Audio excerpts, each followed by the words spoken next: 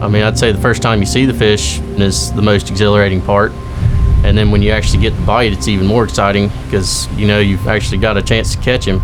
But in the case of this fish, we never really saw it. It was just a big bite on the long rigger and he was gone. Of course, right off the bat, you don't even know 100% that it's blue marlin, and then after a while, you're 100% sure that it is. I mean, there's just nothing pulls drag like they do. It gives you chills when that starts happening. I mean, it's an amazing feeling.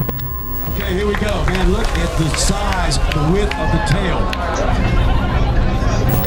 The fish is so big that it didn't fit all the way in the boat. You're looking at first place right now in the Big Black Blue Marlin tournament. It was the very first day of the tournament. Caught a white marlin right off the bat in the morning. We released the first fish of the tournament and had just gotten the lines back out. So everybody's in a great mood, fired up, paying attention. I mean, it must not have been 10 or 15 minutes later. We got a little zip on the left teaser.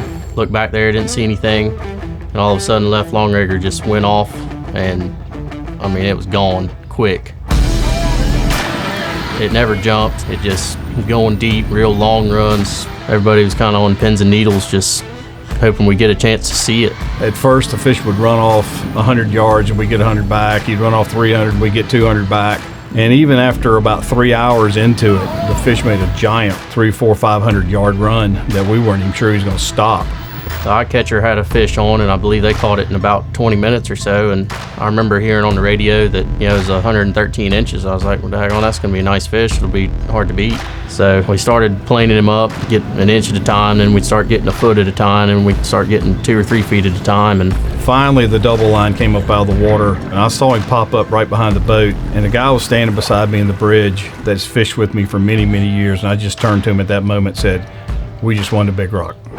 We had our tape measures and everything out ready to measure the fish just in case when that thing popped up. I remember Dad saying, put the tape measures away, boys, this was coming home. Finally got him in the boat, and that was that.